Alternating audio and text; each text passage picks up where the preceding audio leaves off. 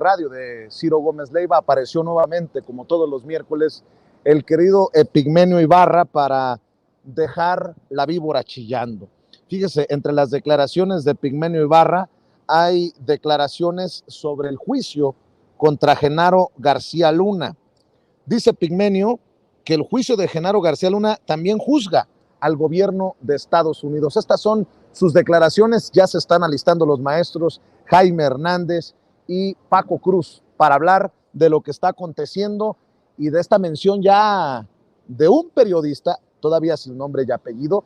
Tenemos la esperanza que hoy en el contrainterrogatorio el abogado defensor de Genaro García Luna pregunte por el nombre y el apellido de este periodista que le hizo el juego al crimen organizado en aquellos momentos en el que sicarios, pistoleros vestidos de elementos del Asiedo arrestaron a el Rey Zambada, hermano de Ismael El Mayo Zambada, líder del cártel de Sinaloa, que se desprende precisamente de las declaraciones, del testimonio del grande, el primer testigo cooperante presentado por los fiscales allá en Brooklyn, en Nueva York, en el juicio contra Genaro García Luna. Vamos a escuchar las declaraciones, los dichos, el análisis de Epigmenio Ibarra esta mañana en radio. ¿Qué y a quién se está juzgando allá en Nueva York? Escribes hoy en Milenio. Buen día. Buen día. Pues sí, hablo de que se equivoca quien piensa que se juzga a un hombre. Se juzga básicamente a dos estados, a dos regímenes, a dos gobiernos, y principalmente al gobierno de los Estados Unidos. No, nada se va a decir sobre eso en el juicio. No lo van a mencionar los fiscales, no lo van a mencionar el juez. Lo menciona el abogado en una estrategia que a mi juicio me parece suicida, porque de todas maneras, al mostrar las fotos de García Luna con los altos dirigentes de los Estados Unidos, lo único que señala es o ineptitud o la traición del hombre que escogieron. Y hablo del pasado de García de Luna de nuevo, de cómo es una hechura de los norteamericanos de pies a cabeza, cómo estuvo enclavado en el CISEN, cómo creó la AFI, que era una caricatura del FBI, una calca, cómo fue posicionado cerca de Fox y luego cerca de Felipe Calderón, y cómo fue condecorado, distinguido, elevado a las más altas posiciones del gobierno mexicano, y cómo después cae. Y hablo del sistema financiero de los Estados Unidos y hablo de lo que llamo diplomacia armada, que es lo que me parece que operó a partir de que asume la presidencia Felipe Calderón, que usurpa la presidencia Felipe Calderón, que es lo que sucedió con la Iniciativa Mérida. Y empieza la diplomacia armada de los Estados Unidos. Y empieza el enorme negocio de la guerra para la industria armamentística estadounidense. Y empieza la debacle, se desata la matanza. Y recuerdo lo que decía Jaime Sabines en Coplas a la muerte de mi padre, al mayor Sabines, decía, llamaba al cáncer padrote de la muerte. El príncipe cáncer. Príncipe cáncer, padrote de la muerte. Y yo digo que García Luna, de alguna manera, que es un cáncer para México, personajes como él, es también un padrote de la muerte. Una suerte de gerente de esa diplomacia armada de los Estados Unidos, que viven de las guerras que hacen fuera de sus fronteras, fuera de su territorio. Y que las declaraciones de Epigmenio Ibarra en el programa de Ciro Gómez Leiva llama Padrote de la Muerte, en referencia a aquella obra de arte de Jaime Sabines, algo sobre la muerte del mayor Sabines. Y bueno, pues para darle la bienvenida a Paco Cruz y a Jaime Hernández, nuestros maestros que han estado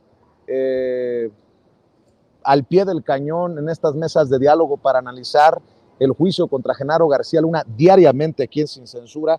Comparto lo que escribe desde temprano Jesús García, corresponsal del periódico La Opinión en Los Ángeles y periodista del Diario de Nueva York, quien sigue paso a paso el juicio contra Genaro García Luna.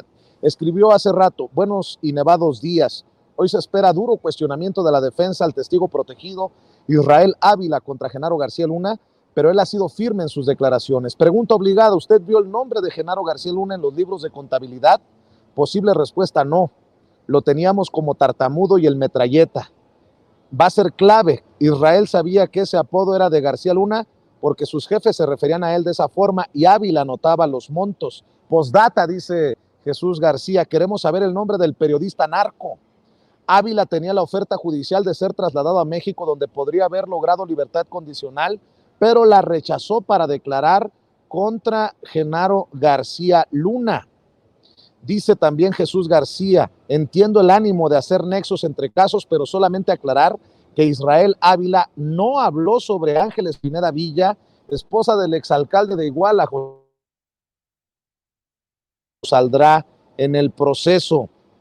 Dice Jesús García: el abogado Florian Miedel le cuesta trabajo, al abogado Florian Miedel le cuesta trabajo obtener las respuestas de Israel Ávila, quien reconoce no conoció a Genaro García Luna. Su compadre, el secuestrador, le contó del levantón de la gente de García Luna y agregó: yo entendí que a él también lo levantaron. El nombre de García Luna no estaba en las hojas de contabilidad, decían Metralleta y el Tartamudo.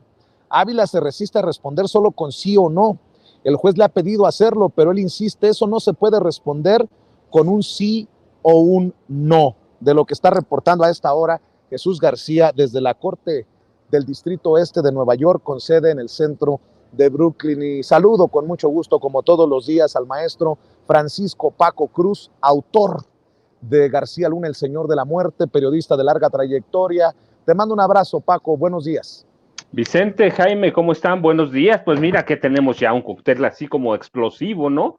Se ha ido armando, como lo dijimos al principio, poco a poco. Mira, antes de que entremos con lo del periodista narco, porque ya no es un periodista que trabaje o que preste servicios o que obedezca las órdenes de un político, sino periodistas que trabajan para los narcos, es decir, narcoperiodistas, en el sentido de la palabra. Pero mira, antes, lo que decía Epigmenio es muy curioso y hay que tomarlo muy en cuenta, porque ciertamente Genaro García Luna, Felipe Calderón, yo digo que van de la mano.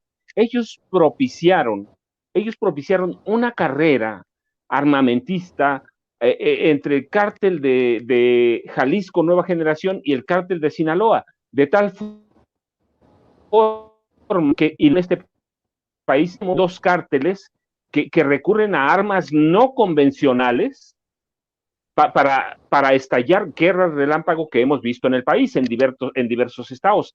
Cuando hablamos, mira, por ejemplo, el Plan Mérida habla de 2,000 y tantas armas. Genaro tenía los registros, los tiene registros de 500,000 armas en este país. Sí, algunas son simples, sí, pero no, tiene rifles de alto poder, tiene esas armas que solo él sabe a dónde están y con las que propician la carrera armamentista con estos dos cárteles que se disputan la supremacía, para ellos ciertamente, del narcotráfico en este país, de la violencia narca. Mira, hoy hacen uso de minas personales que se usan en las guerras solamente, ¿sí? Eso, y por el otro lado, mira, bueno, hay que recordar que cada presidente en cada país, presidentes como Felipe Calderón, armamentistas y sanguinarios, necesitan siempre un matón, necesitan una mano que dispare el gatillo porque ellos son cobardes. Por ejemplo, Pinochet tenía en el general, que era un general temible, Juan Manuel Guillermo Contreras Sepúlveda, el Mamo Sepúlveda, tenía en el Mamo Sepúlveda a su asesino, Alberto Fujimori, el peruano, tenía en quién, a Vladimiro Montesinos. Vladimiro Montesinos era el asesino. Keiko Fujimori hoy, sin que aparezca en el gran poder, ¿a quién tiene? A Dina Boluarte. Siempre necesitan una mano oscura, ¿sí? Ese tipo de presidentes, llamémoslo, porque gobiernan o por lo menos ejercen la administración de un país, siempre necesitan una mano que jale el gatillo, una mano asesina, una mano que torture. Ese papel jugaba en parte Genaro García Luna para Felipe Calderón. Aquí en México también hemos tenido nuestros casos, hemos tenido Adolfo López Mateos, tenía a Díaz Ordaz. Díaz Ordaz tenía a Luis Echeverría, que eran matones y eran asesinos a sueldo. Y todos ellos tenían a generales como Mario Arturo Acosta Chaparro, Francisco Humberto Quirós Hermosillo, que se perfeccionaron en el arte de torturar en la Escuela de las Américas en Estados Unidos. Por eso Epigmenio tiene mucha razón en eso, tiene mucha razón de decir, también hay que juzgar a Estados Unidos, no lo van a hacer ellos, nosotros lo advertimos al principio. Estados Unidos no va a sentar en el banquillo perdón, el juez de Estados Unidos no va a sentar en el banquillo de los acusados a la Casa Blanca, ¿sí? Pero ellos se han encargado de preparar a generales, torturadores, asesinos de México desde los 50. Así que mira, cada uno ha tenido su parte su mano asesina, y todo eso ha conllevado poco a poco, o nos fue llevando a la violencia en la que nos hundió Calderón definitivamente. ¿Por qué? Porque Calderón propicia una carrera armamentista y bueno, eso aunado a otras situaciones, pues da también paso a los narcoperiodistas, que no tenemos que tener miedo, Vicente. En este país hay narcoperiodistas hace mucho, y hay que hablar de ellos, y hay que señalarlos, y hay que señalar, así como señalamos la corrupción de todos los que decimos.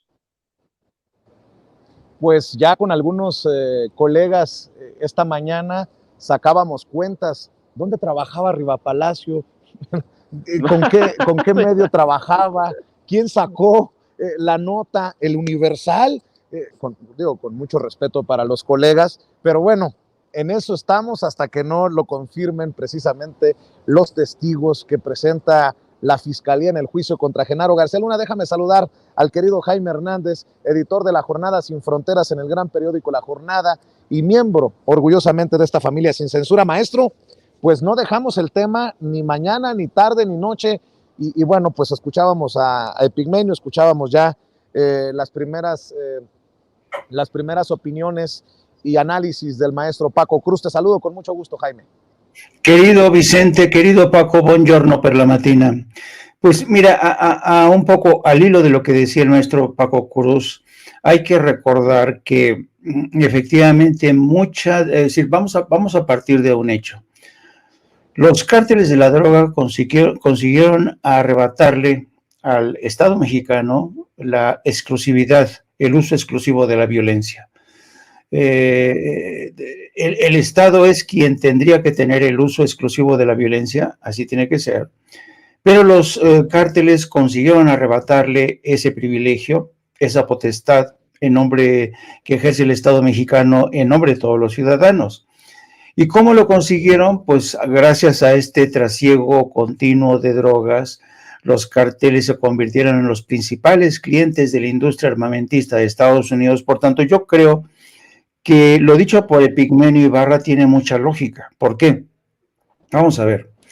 Ustedes saben que la industria de las armas en Estados Unidos ha proliferado en buena medida gracias a las guerras que incendió Estados Unidos en todos, hasta el último rincón del planeta. Lo ha hecho en Oriente Medio, lo ha hecho en África, lo ha hecho en Asia Central, lo ha hecho en América Latina, en Centroamérica, y gracias a esas guerras que incendió Estados Unidos, la industria armamentista floreció, porque con la Guerra Fría como que las cosas se habían apaciguado, pero la industria armamentista es voraz. Bueno, en el caso específico de México, hay un sinnúmero de organizaciones en Estados Unidos que han denunciado que la industria armamentista, particularmente de Estados Unidos, se modernizó y le dio un giro importante a la producción de las armas gracias a los pedidos de los carteles de la droga.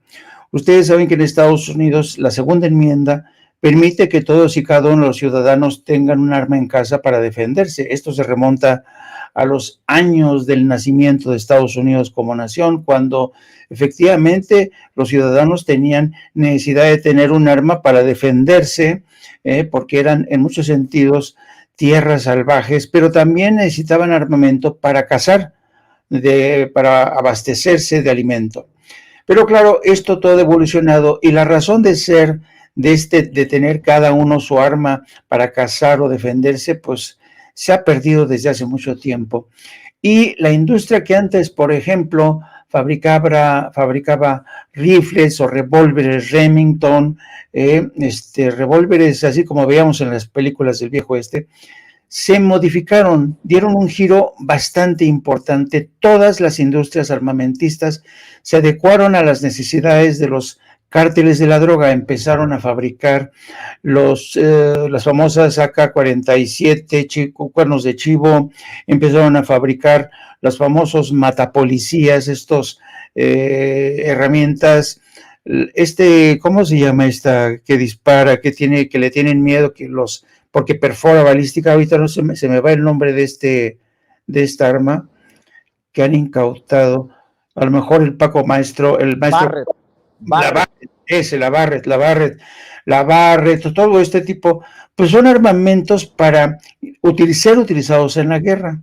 Pero los productores del armamento en Estados Unidos se dieron cuenta que existía una gran demanda en México por parte de los cárteles de la droga. Así es que toda su línea de producción la dedicaron a modificar, dar un golpe de timón para crear armamento que antes era pues para la autodefensa, para armamento de guerra. Por eso digo que los cárteles le arrebataron exclusiva de la violencia al Estado mexicano.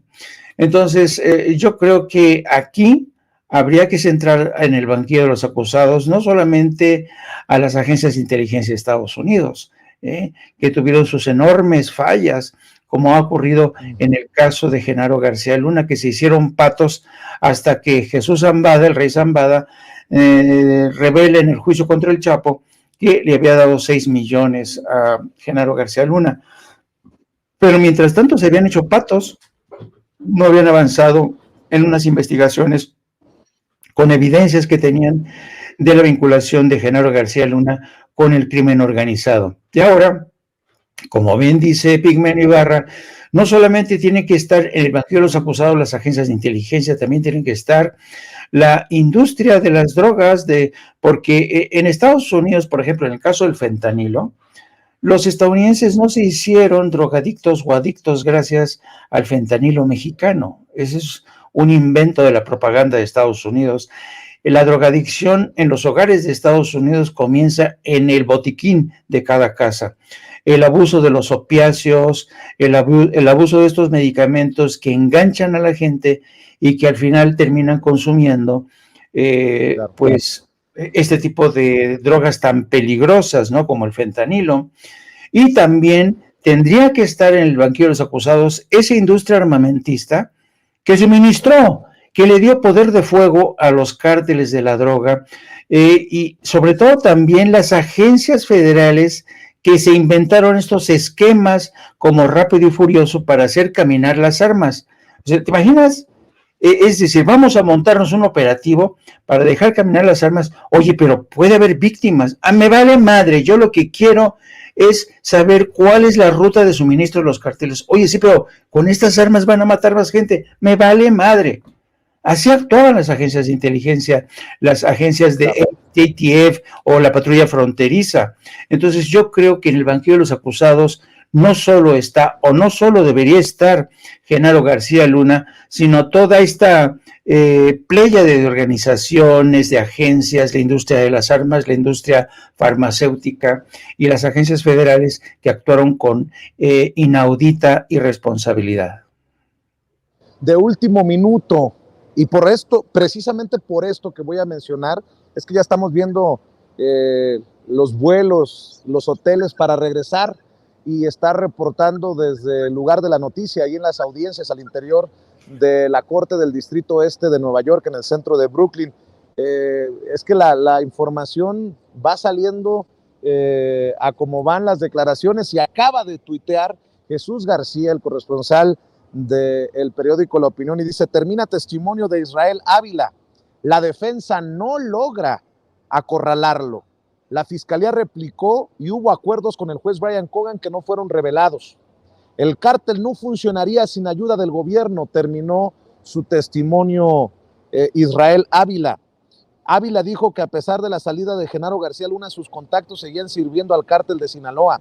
La fiscalía buscaba rectificar la acción de la defensa sobre primeras declaraciones de Ávila, quien asestó haber confesado en Estados Unidos en 2016 sobre sobornos a García Luna. Entra el sexto cooperante, Harold Mauricio Poveda Ortega, el conejo de origen colombiano, si recuerdo bien, quien tenía una relación cercana con Arturo Beltrán Leiva, a quien le llamaba tío. Era una relación de padre e hijo. En esos años el Chapo, el Mayo y los Beltrán Leiva tenían una relación maravillosa, afirmó ya el sexto cooperante. Mi querido Paco, también a esto hay que agregarle lo que se dio a conocer ayer, de la forma en que la Policía Federal en el Aeropuerto Internacional de la Ciudad de México daba órdenes en códigos para que se hicieran tontos, para que no revisaran y se permitiera el acceso, el tráfico, no solamente de drogas, sino la entrega de sobornos a las autoridades, algo a lo que hizo referencia el presidente Andrés Manuel López Obrador, que reclama cómo es que en ese entonces teníamos la máxima calificación de seguridad por parte de las autoridades aeronáuticas de Estados Unidos y ahora andamos batallando, mi querido Paco. Bueno, mira, son varias cosas bien interesantes, Vicente. Primero, el aeropuerto. Bueno, hay que recordar, yo te decía ayer, no solo era el tráfico de drogas y la entrada de dinero sucio que se distribuye a través del aeropuerto. Lo que hizo Genaro García Luna fue estructurar en 4 áreas para que nada se le escapara. El aeropuerto estaba bajo su control. No había un jefe policíaco en el aeropuerto, que no fuera parte de su hermandad. El aeropuerto lo tuvo siempre bajo su control. Así que no hay posibilidades de decir que no controlaba. Cada personaje se dividió, mira, el aeropuerto en 4 áreas. Y las 4 áreas, cada una registraba esa área, pero no se escapaba nada. Ellos tenían el control del tráfico, por ejemplo, de plata y de oro en barra, ¿sí? Plata y oro en barra, de joyas preciosas, cada uno se distribuía, pero la mejor era plataformas, porque en plataformas podían pescar los cargamentos de todo, las maletas llenas de dinero, las maletas llenas de joyas preciosas, ¿sí? El oro, el tráfico de oro, tráfico de plata, que se daba, ellos controlaban todo. Entonces, sí, lo estructuraron con Óscar Moreno Villatoro, sí, que fue un personaje que no hay que dejarlo de lado, muy, muy importante, lo estructuraron, lo cuidaron, hubo muertes, hubo balaceras dentro del aeropuerto porque en ocasiones alguien intentaba pasarse de vivo y quedarse con la droga, no con dinero, pero con droga. Entonces, lo tenía bien estructurado Genaro García Luna el aeropuerto. El otro, mira, porque es uno de mis personajes, Harold Mauricio Poveda Ortega, a quien convirtieron en un cómplice, en un gran capo desde que llegó a México, ¿sí?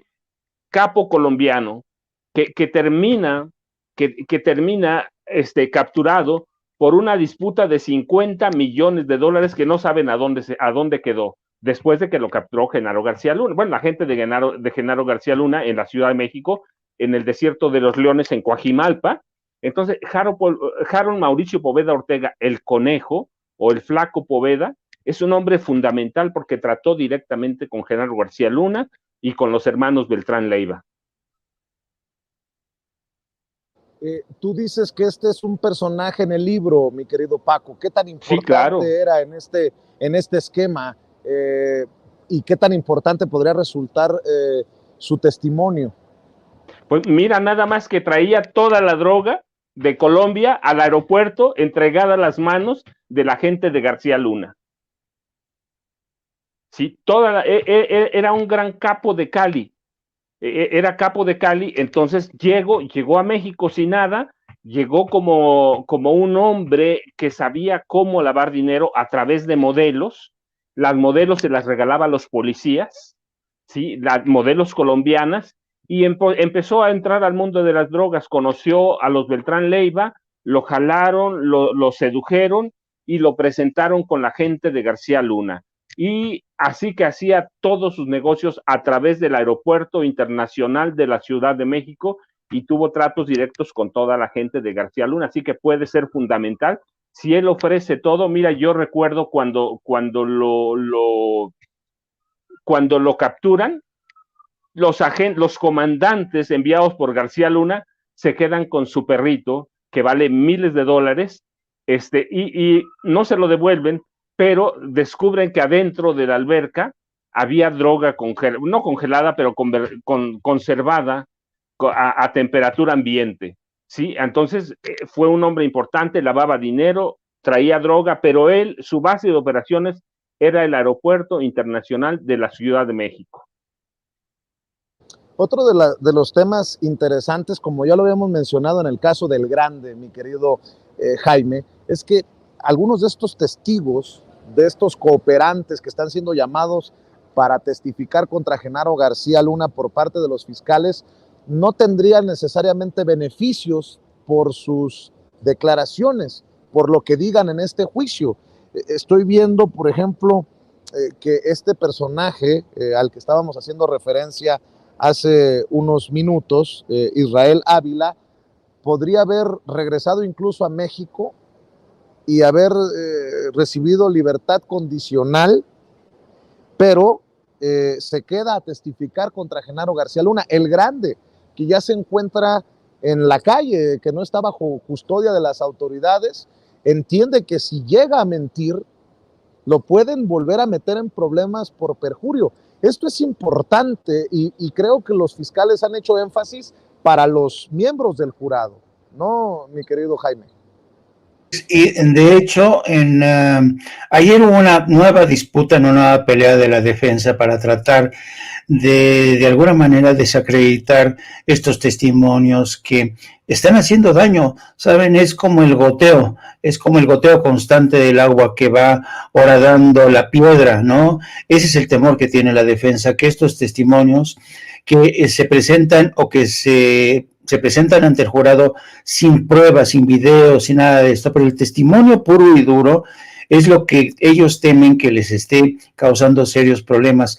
Ayer mismo vimos cómo la defensa fue incapaz de neutralizar a Israel y ayer por la tarde volvieron a presentar una queja ante el juez para decirles que por favor los testigos se les avise con suficiente antelación, pero el hecho de que, por ejemplo, Israel haya revelado de que él había pedido su traslado a México, pero después se desistió porque iba a declarar contra García Luna, revela el miedo de un testigo que sabe muy bien que los tentáculos de Genaro García Luna en México siguen ahí, con el crimen organizado. Entonces, no es cosa fácil animarse a declarar en contra de un hombre como Genaro García Luna, que fue el hombre todopoderoso durante toda esta época.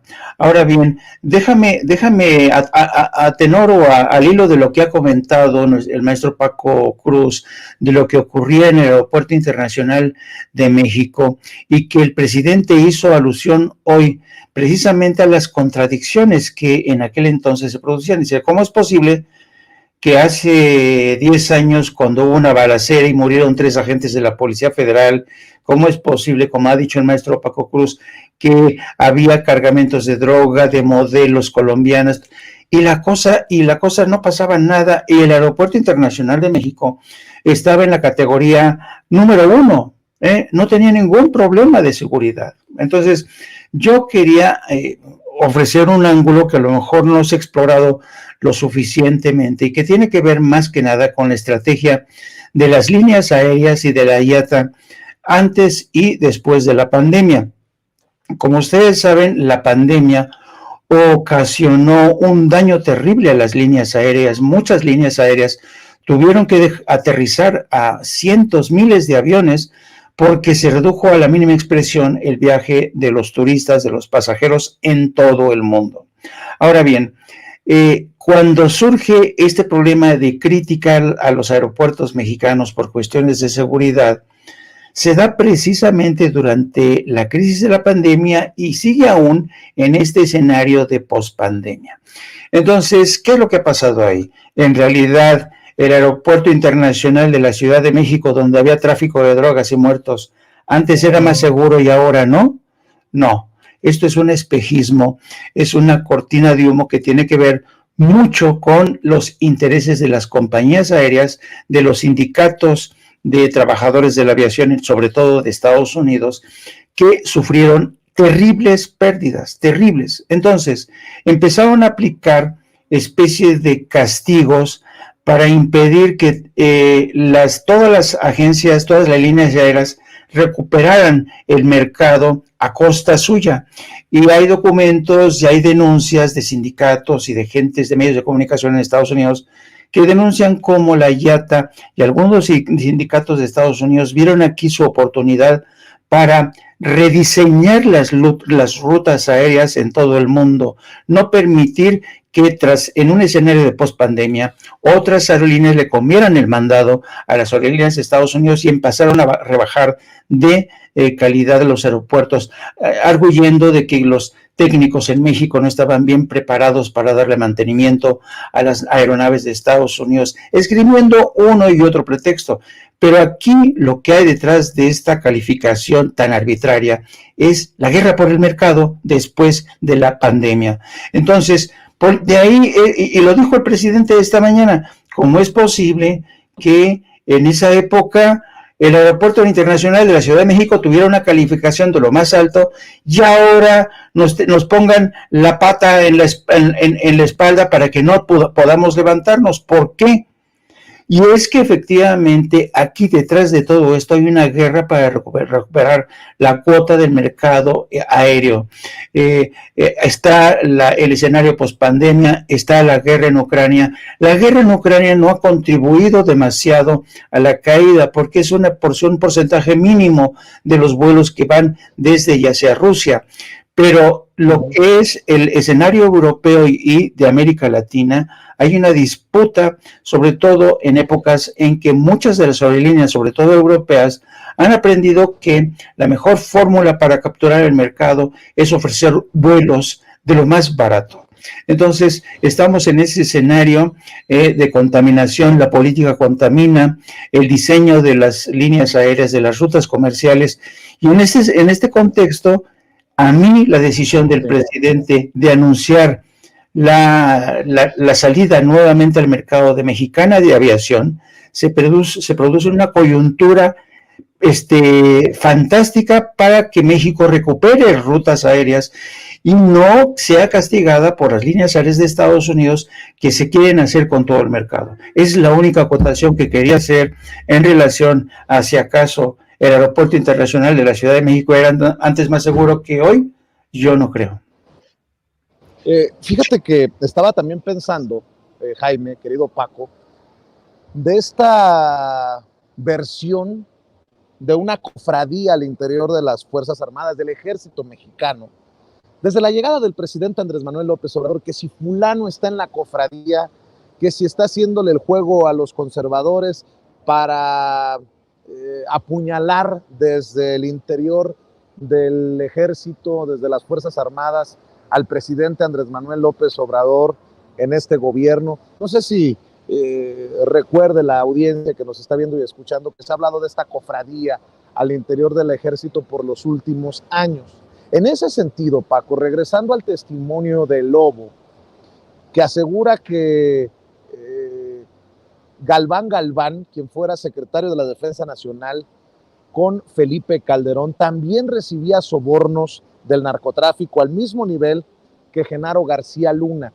Y en momentos en que se dice que todavía hay elementos que sirven a los intereses de García Luna, aún en tiempos de la Cuarta Transformación, pues uno también sería muy ingenuo o muy inocentón si cree que los contactos de Galván se esfumaron de la noche a la mañana en el ejército. ¿Cómo ves esta situación? Porque salió mencionado con nombre y apellido, mientras, por cierto, esperamos el nombre y apellido del periodista que le hace juego al narco y a Felipe Calderón, a García Luna en aquellos tiempos del arresto del rey Zambada, pero en el caso de Galván Galván ya está siendo mencionado por su nombre y apellido. ¿Cómo ves esta situación para entender la realidad, la situación el día de hoy en ese ejército que ha sido señalado por el caso Galván Galván, mi querido Paco? Mira, Vicente, te lo digo. Primero, mira, el Conejo Poveda, él, por los contactos de García Luna, llegó a traer hasta 2 toneladas mensuales de cocaína a través del Aeropuerto Internacional de la Ciudad de México. Ese es el Conejo Poveda, que era representante del cártel del Valle del Cauca allá en Colombia. Pero bueno, ¿y los generales en México qué pasa? No, mira, siempre ha habido, como en todos los grupos políticos, hay hermandades adentro del ejército. Claro está que hay. Ha habido comandantes, ha habido generales. Decíamos ayer del general Arévalo Gardoqui, que era un protector de narcotraficantes, era protector de campos de droga, pero mayores, 544 hectáreas. Sí, no, ha habido siempre hermandades dentro del ejército. Es normal en un ejército que desde los 50 tiene que atender al poder político. ¿Sí? Hay hermandades, como en todos, están vivas, sí, pero claro, hay que ver quién nombró a los 540 y tantos generales que tenemos. Los nombraron, bueno, ¿quién dio los ascensos? Los gobiernos de Peña, los gobiernos de Felipe Calderón y de Vicente Fox. Sí, hay hermandades, pero también hay parte de elementos que intentan limpiar ese ejército que se corrompió, no ahora, que se corrompió desde el 46 cuando los caudillos generales ceden el poder a los civiles. Sí, mira, no se puede entender el narcotráfico en este país si no hablamos de los generales y de los coroneles que han controlado el tráfico de drogas. No lo podemos entender. Sí, hay hermandades, pero hay también una parte de generales que intentan limpiar. Y mira, el caso del general Galván Galván, el caso de otros generales, han sido señalados, sí, pero tampoco te puedes deshacer de ellos, así de inmediato, ¿sí? Es una fuerza brutal, ¿sí? Cuando capturaron al general Cienfuegos, una parte de ese ejército intentaba no rebelarse contra el presidente Andrés Manuel López Obrador, porque no lo plantearon en ninguna ocasión, pero intentaban rebelarse contra Estados Unidos. Alguno puso en la mesa, sé porque vi un documento, alguno puso en la mesa que no volverían a cooperar con Estados Unidos. ¿Sí? Los soldados son soldados y van a obedecer, pero puede haber órdenes que o que no cumplas o que cumplas mal. Entonces sí, esa parte del ejército está viva, no la podemos negar. Ahí está Ayotzinapa, ahí están las matanzas con Calderón que nadie investigó, o matanzas con Enrique Peña Nieto que tampoco nadie investigó y en las que participaron efectivos del ejército. O sea, está viva esa parte. Hay que entenderlo. También en el ejército hay política, hay grilla, la forma en que se dan los ascensos, la forma misma en que se nombraba al secretario de la Defensa Nacional. Ellos mismos lo elegían y decían, este es el siguiente. Con el presidente Andrés Manuel López Obrador se rompe esa cadena, y hay una lucha política adentro del ejército, no lo podemos negar, es evidente, es muy clara, pero también hay una parte que trata de limpiar, pero ninguna, mira, hasta ahorita, y eso está muy claro, en ninguno de los equipos, ninguna de las hermandades del ejército ha planteado en la mesa una intentona de lucha contra el presidente López Obrador. El ejército o las Fuerzas Armadas están muy bien controladas, están muy bien atendidas, están trabajando, pero sí hay un grueso de generales, coroneles, tenientes coroneles, que forman parte de ese ejército sucio, que lo hemos dicho, no lo podemos limpiar. ¿Cómo limpiamos la guerra sucia? ¿Cómo limpiamos que Arturo Acosta Chaparro y Francisco Quirós Hermosillo fueron los padres de la tortura en este país, ejes de la tortura desde los 70? ¿cómo limpiamos que ellos estaban involucrados en narcotráfico? No, hay una lucha en el ejército, hay una lucha, están ahí, pero poco a poco se van a tener que jubilar. Por primera vez el ejército no sale a matar, y yo te lo he dicho, yo no soy partidario de la militarización como está en este momento, pero el ejército no está saliendo a matar. El presidente tiene calidad moral para hacerlo, y ahora lo que tiene que hacer y que prever en el futuro es cómo van a desmilitarizar este país y cómo se van a limpiar las Fuerzas Armadas. Fíjate que hay otra declaración de Epigmenio Ibarra que creo que es importante ponerla sobre la mesa, en esta mesa de diálogo, y no sé si ya lo tenga el equipo de producción. Es esta declaración sobre los medios. Mientras esperamos precisamente que se señale con nombre y apellido a esos periodistas, a esos comunicadores que le hicieron el juego a Genaro García Luna y también a miembros del crimen organizado. Estas son las declaraciones de Epigmenio, para escuchar también tu opinión, querido Jaime Hernández. De lo que sucedió con los medios y García Luna. Y digo que también son culpables aquellos que ensalzaron a García Luna, lo convirtieron en leyenda, se alquilaron para sus montajes, y estos que lo defienden hoy con denuedo y con más enjundia que sus propios abogados. ¿Quién defiende hoy? Muchos. ¿Pero quién? ¿Quién defiende hoy? En la prensa está plagado, Ciro. O no hay ni uno, ¿eh? ¿Tú has ubicado a uno? Lee el Financiero. ¿Lo leo? ¿Quién? Lee el Financiero, vamos, y que desacredita. Juan Ignacio Zavala, Enrique Quintana, no, Raimundo Rivapalacio. Hugo Iriart, Raimundo Rivapalacio. Pablo Iriart. Yo no he leído una defensa de Pablo de García Es una Luna, defensa. ni de Raimundo. Son, más que defensas, son desacreditar el juicio, plantear que el proceso no sirve, que está viciado. O sea, y poco, y no hablan en absoluto, no hablan del personaje. No hablan de las aristas de este personaje. Es un juicio que está empezando.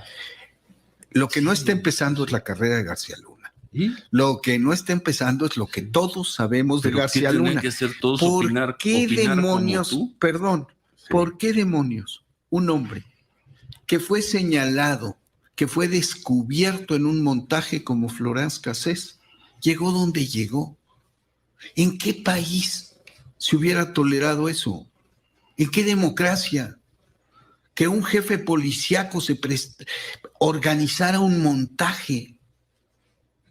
¿A dónde hubiera llegado un jefe policíaco señalado por un montaje de esa naturaleza? Aquí se volvió el superpolicía, la figura señera de la estrategia de Felipe Calderón. No, pero no entiendo. Y lo cubrieron de alabanzas. Los medios lo cubrieron de alabanzas. ¿Qué?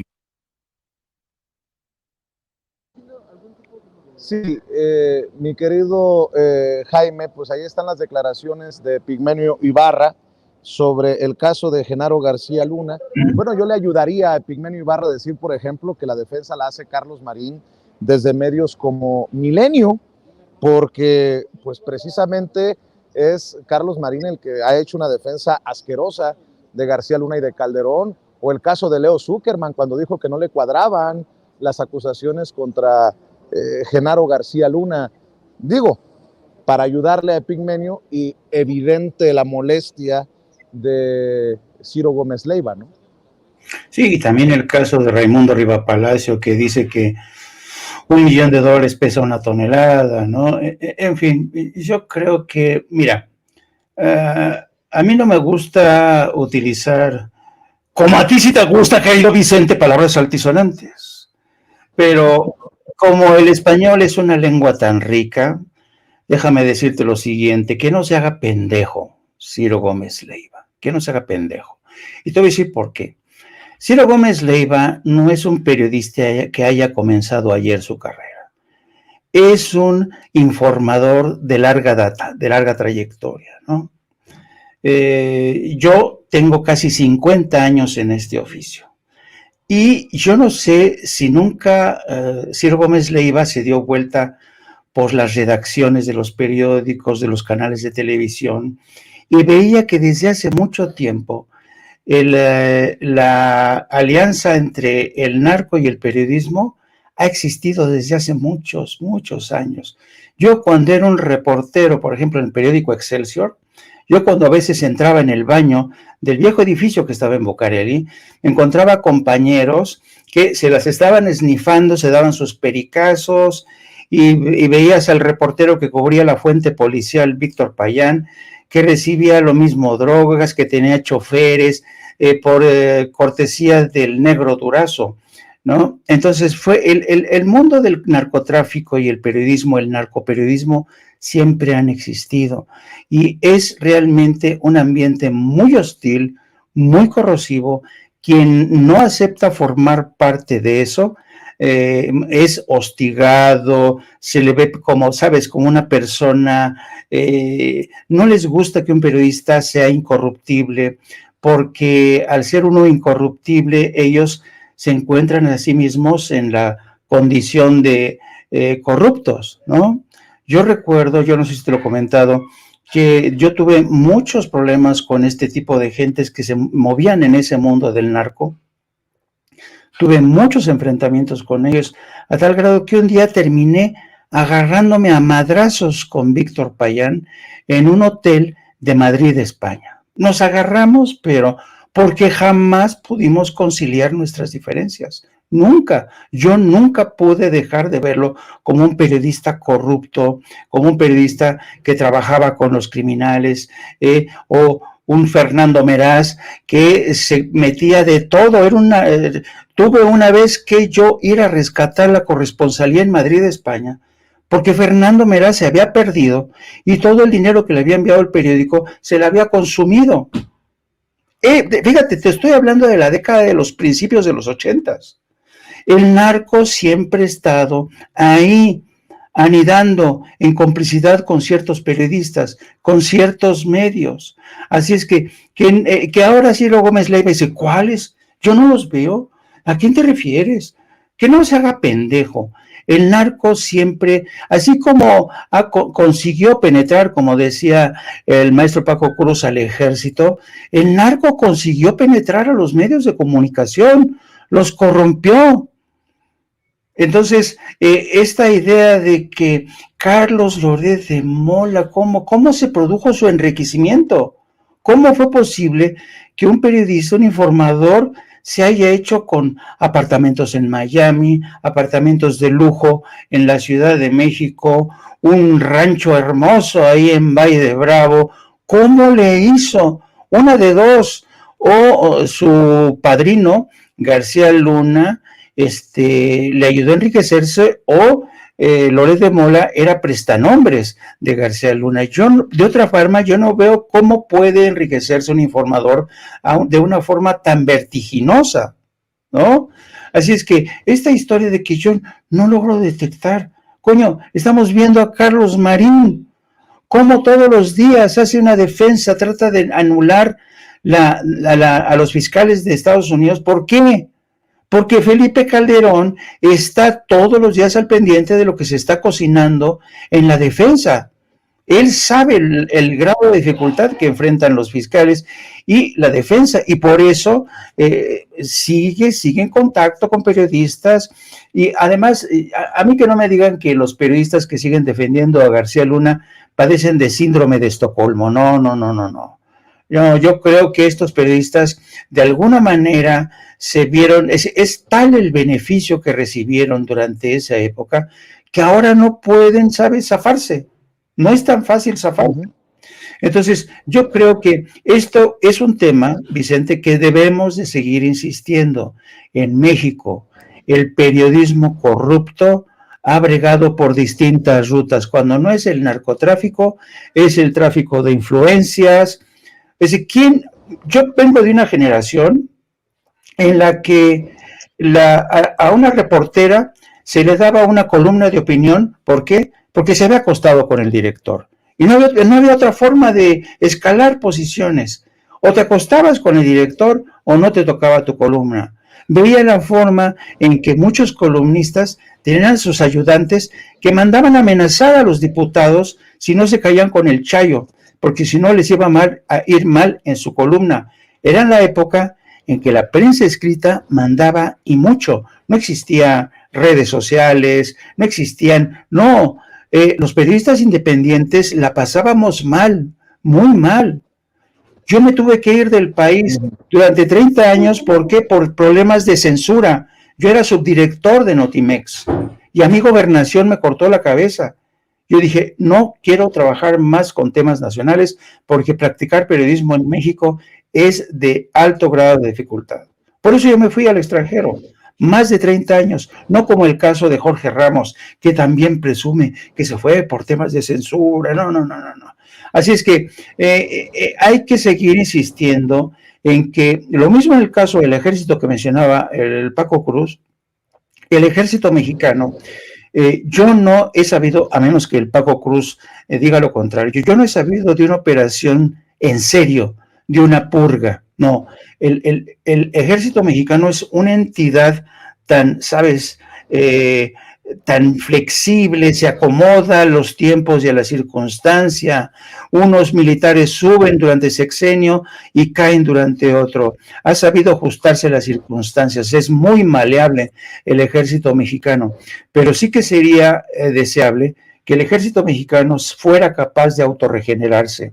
Y también, como en el caso del ejército, en el mundo del periodismo, también sería capaz, sería ideal que los medios de comunicación, que el propio colectivo de los periodistas tuvieran esta vocación de autorregeneración, porque como bien decía Epigmenio Ibarra, ¿en qué país un personaje como Carlos Loret de Mola, que le ha servido a políticos como Genaro García Luna, que ha subido, ha escalado gracias a montajes, lo mismo en el caso de Florence Cassés, lo mismo en la cobertura en la que yo estuve y que le eché la mano en Afganistán, que se montó la historia de corresponsal de guerra en un solo día. Es decir, es increíble cómo el colectivo de los periodistas es incapaz de autorregenerarse, y la única explicación que tengo es que en el mundo periodístico sigue habiendo demasiados corruptos, y mientras tengamos a colegas así, nos acomodamos como hacen en el ejército, los dejamos que sigan haciendo su vida. La verdad es que es un tema que se tiene que discutir, que se tiene que airear, porque México necesita seguir avanzando en este proceso de transformación, y solamente lo conseguirá mientras tengamos instituciones realmente sanas y democráticas. Bueno, para cerrar con la opinión del maestro Paco Cruz, échame otra vez esto de los medios de Epigmenio Ibarra, mi querido David, porque quiero ahondar para cerrar pues esta mesa de diálogo. Échala. De lo que sucedió con los medios y García Luna. Y digo que también son culpables aquellos que ensalzaron a García Luna, lo convirtieron en leyenda, se alquilaron para sus montajes, y estos que lo defienden hoy con denuedo y con más enjundia que sus propios abogados. ¿Quién defiende hoy? Muchos. ¿Pero quién? ¿Quién defiende hoy? La prensa está plagado, Ciro. O no hay ni uno, ¿eh? Tú has ubicado. A ver, el Financiero. déjenme ayudarle nuevamente a Epigmenio Ibarra y a decirle a Ciro que no se haga tonto, porque él es uno de esos periodistas que ha defendido a García Luna con su ironía, con su sarcasmo, y que no se haga tonto, que él entrevistó a uno, no hace mucho tiempo, que se llama Carlos Marín y que fue director editorial del periódico Milenio. No fue Carlos Marín, en entrevista con Ciro Gómez Leiva, el que dijo: García Luna ha sido sujeto de un linchamiento brutal porque, según él, ni siquiera la Fiscalía de Nueva York ha podido presentar evidencias. ¿Eso no es una defensa de García Luna por parte de Carlos Marín? Bueno, no es una defensa que Ciro Gómez Leiva le haya seguido el juego a Carlos Marín, ironizando sobre esta supuesta versión de que García Luna recibía dinero dentro de una maleta y en un café a la vista de todos. No es una defensa de Raimundo Rivapalacio decir que no puede ser posible esta versión de que Genaro García Luna recibía millón y medio de dólares en una maleta de estas de chorizo para el gym porque pesaba 1 tonelada. No es una defensa que Sergio Sarmiento diga en tercer grado: no, ¿No cabe $1 millón en una de esas maletas? Dejémonos de tonterías, mi querido Paco Cruz. Escucho tus opiniones para cerrar.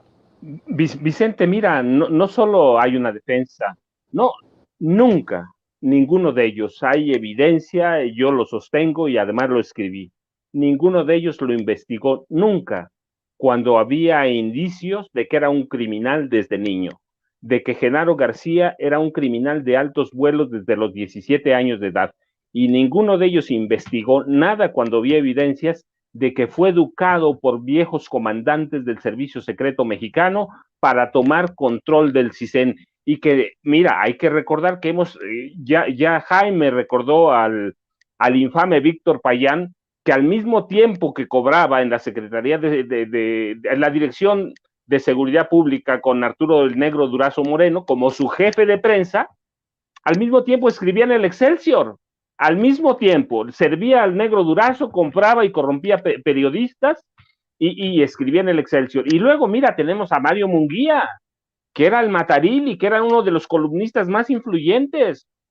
Si tú ibas con Mario Munguía y él te daba una carta de recomendación para entrar a la Policía Federal, a la Policía Judicial, entrabas, porque lo mandaba Matarili. Y mira, está Jacobo Zabludovsky, un hombre tremendamente corrupto que siempre sirvió al sistema, y Joaquín López Dóriga. Hay que ver su historia con José López Portillo, hay que ver la historia de cómo llega a Canal 13 de la mano de Margarita López Portillo, la hermana del presidente. Hay que ver la historia de Carlos de Negri. Mira, en este país, Vicente, el silencio es fortuna, y esos periodistas hicieron fortuna con el silencio.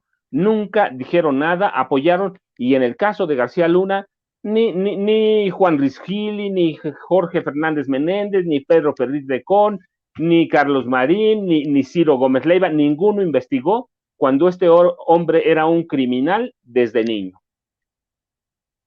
Mi querido Paco, ¿por qué no cerramos invitando a la gente para que nos acompañe mañana a la mesa de diálogo con lo que resulte hoy y en el transcurso de la mañana de jueves?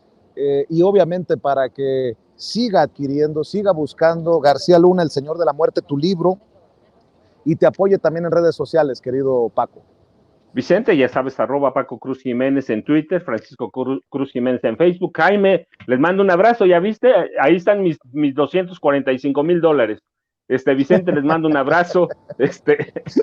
Mira, este tema nos va a dar para mucho, Vicente. La prensa, Jaime tiene razón, la conocemos los tres, pero al derecho y al revés, hemos tenido una prensa, la historia de una prensa muy corrupta, que ha vendido silencios y los ha vendido muy, muy bien. Ninguno de esos periodistas, algunos andan hasta en camionetas blindadas, ¿sí? Ninguno de esos periodistas es pobre. Esa es la prensa mexicana. Algunos tienen yates, algunos tienen 2.5 millones de dólares. Bueno, mi querido Jaime, cerremos también invitando a la gente a tus trincheras, querido maestro. Gracias, querido Vicente. Pues sí, infinitamente agradecido con Sin Censura por este espacio que me ofrece. También agradecido, ¿sabes? A mí me resulta realmente tan fantástico esta posibilidad, y yo te lo he dicho muchas veces, de que tú tienes una habilidad, una cualidad que permites juntar a gente que comulgan con un mismo principio en defensa de la libertad de expresión, con un periodismo limpio, transparente, escrupuloso, que no tienen, amigos, Paco, yo nunca lo conocí personalmente, pero es un personaje que no le puedes encontrar nada. Ya él nos confesó de cómo le quisieron sobornar con esa cantidad, y mira, hay que tener 2 pares para decirle no a esa donación. Así es que yo me encuentro realmente muy agradecido por esta feliz coincidencia en Sin Censura. Gracias a ti, querido Vicente. Y sí, les invito a que por favor se sumen a nuestro canal de No Apto para Cínicos. Transmitimos dentro de 1 hora y media exactamente, a partir de las 14 horas, para hacer seguimiento de todo lo que ha ocurrido hoy en el juicio en una corte federal de Estados Unidos, ahí en Nueva York. También vamos a hablar de la realidad política, de los estiras y flojas entre el presidente y Cuauhtémoc Cárdenas. Y también vamos a hablar de la realidad internacional de lo que sigue pasando en Perú. Así es que los espero a las 14 horas. También les pido que me sigan a través de mis redes sociales, @JaimeJourno, y a través de la sección, no se olviden, la sección de La Jornada Sin Fronteras de nuestro gran periódico La Jornada. Paco, Vicente, un fuerte abrazo fraternal a los dos. Igual. Claro que Gracias. sí, les mando un abrazo, maestros. Nos vemos mañana en la mesa de diálogo. Cuídense. El maestro Paco Cruz, el maestro Jaime Hernández, hablando con nosotros sin censura.